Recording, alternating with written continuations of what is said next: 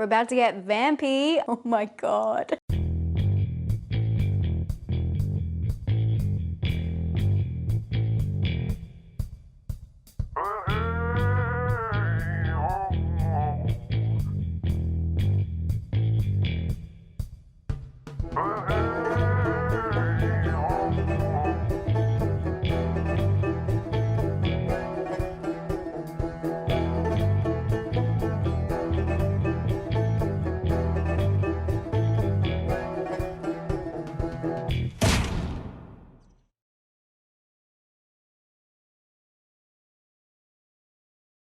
Hi friends, and welcome back. We're about to get vampy. Oh my God. There's like a moment every October where I lose it, and I think this is officially it. I'm so sorry. I'm excited today to watch Vampyr.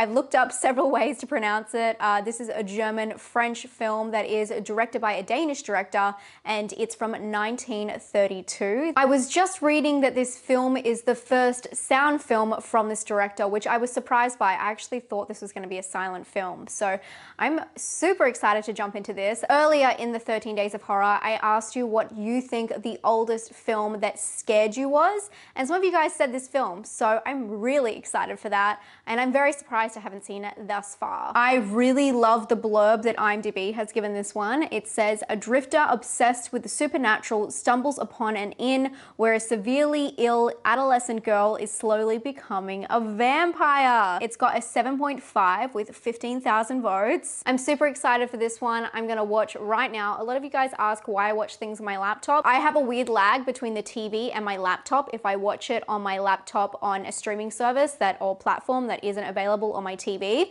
So I usually just watch things on my laptop. Don't worry, it doesn't kill the effect for me. I usually put headphones on. I'm really into it. So don't fear. I am watching it in daylight though. So, I mean, at least the vampires won't get me.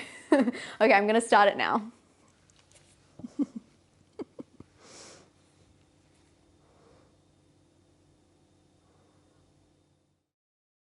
Okay guys, I just finished watching Vampyr.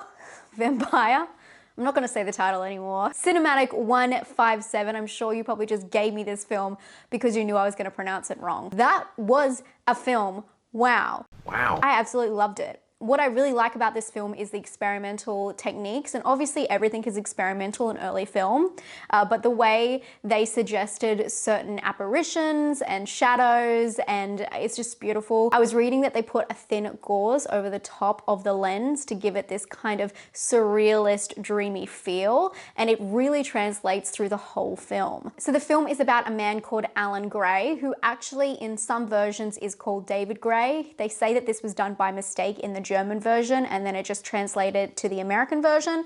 So either way, it's about this guy, and I wouldn't say that he has a fixation on paranormal, but you just follow him as he really unwinds this mystery.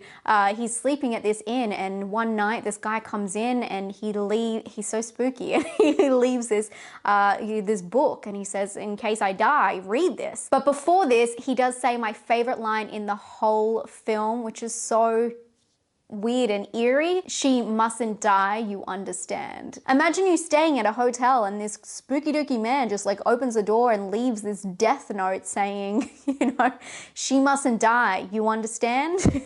I also love the main character in this film. He's curious, he's inquisitive, and he's beautiful. He's just beautiful to look at. But this whole film and the way they use certain techniques is so interesting. The shadows in the water, the shadows in general, everything is just so creepy. And even the props, I can't tell you how cool all of the skulls were hidden throughout all of the scenes. And then also the camera techniques, which is something else. Not only do they use these amazing pans of these like weird rooms that he enters, and it's almost like he's like gazing along, like tracking along, trying to see what's around him. And it's quite scary and ominous as they go back and forth in this really slow, gentle movement. You're expecting something to jump out. It feels like it inspired a lot of like James Wan jump scares. And then there's also a lot of undershots, which is quite rare for especially the 30s.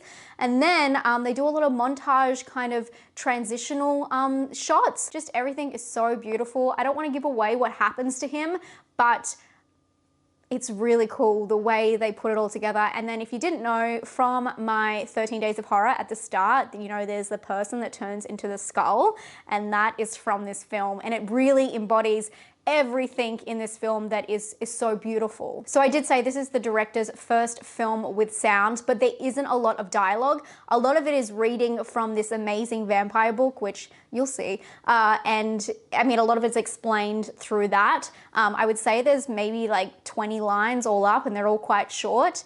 So it's interesting that they even went for sound, but I guess maybe that's a good way to like slowly get into it. This film was filmed all in one location, which is pretty crazy, in France. And I believe they took it to Berlin to get the sound dubbed properly. And most of the actors didn't even do their own lines. The film actually wasn't really well received at the time of release.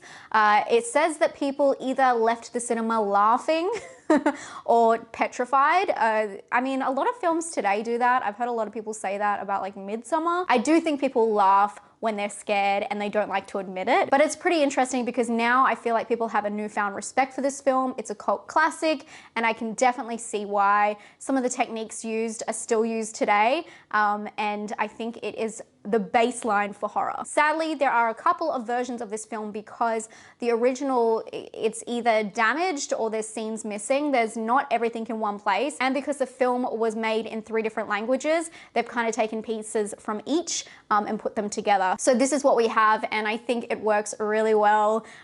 Really interesting ending, and I really enjoyed this one. This is hard to score on personal, and I bet it's very strange to watch me score because I'm scoring really random films up against each other, like the film from yesterday to this film. Like, how can you put them on the same scale? They're so different. But I would give this one I'm gonna give it an 8 as well. I know I gave yesterday's 8 as well, but they're so different. But I thought about giving it a 7, but it's so beautiful. And this one will really stick with me. I'm really, really glad I watched this one. Thank you so much for suggesting it. Originality, I mean, I'm gonna have to give it an 8, right? And then for scare, someone mentioned the other day when I did Dead of Night, which is from 1945, they said, is it original for the time? And this is a little bit weird with this one because is it scary for the time? I think so. I think it was scary for the time. I try and put my scare score to you guys because I know you're modern viewers, obviously, unless you're time travelers. So I want to let you know if it's scary today. And I would say this one is like a 3 on that. For the time, I'm sure it was like an up there with like 7, 8. But that's not all. Let's go check out the bullseye and genre map. Do you know what I really love about this is after you watch the films and then you watch the opening for 13 Days of Horror, you see it differently because you see certain scenes. Or when you're watching the films, you see the certain scenes that are in the starting. I love that, and I've got comments from you guys in the past about that. But what I also love now is that I've made these little cards, and so I can see them, and I love this one because it's probably my favorite moment of the film. Anyway, we've got the problem again where I've put paranormal and monster on 2 different sides, and they kind of are the same. But because we've done witch and vampire, I'm sure this one has to belong around there. I would say, yeah, it's these 2 kind of mixed together. So unfortunately, I'm gonna put him in monster because I do think if anything, he belongs with the vampire. So I'm just gonna put him right next to that one. Vampyr, sorry. And now for the mark. This one is hard because it is so experimental. There was nothing, I mean, there are some films like this, but it wasn't a huge subgenre at the time, or genre, in fact. So, I mean, I think that he hit it, but I think it's very experimental. So I'm actually gonna put it out here. A lovely comment about Borgman was saying that they don't think that it was intended to hit any mark. So I definitely agree with that, and it's kind of changed my thought patterns about this. The thing is, I didn't know how these were gonna work until we put it into practice. I think that the genre map makes a lot more sense. This one is just kind of fun to think about, but I think obviously there are so many different ways you can interpret if a film hit its intent. So it's just a conversational starter. I don't think that this is correct at all. And this probably would have been better done if I'd seen all the films first. So again, this is my experimental map. I think next year I might do a different kind of ranking for this one, but I think that the genre map is spot on. Let me know what you think about my intent bullseye and how you would score it at home. Anyway, I hope you're having a great day. Thank you so much for joining me for another 13 Days of Horror. We're getting towards the end. Scary, scary stuff. I can't wait to see you guys tomorrow for another day. If you do like these videos, make sure to give it a thumbs up. It really does help me out. If you were wondering what this thing was the whole time, it's a new mic. Hopefully I sound a lot better in these shots. I'll talk to you guys tomorrow. Stay spooky.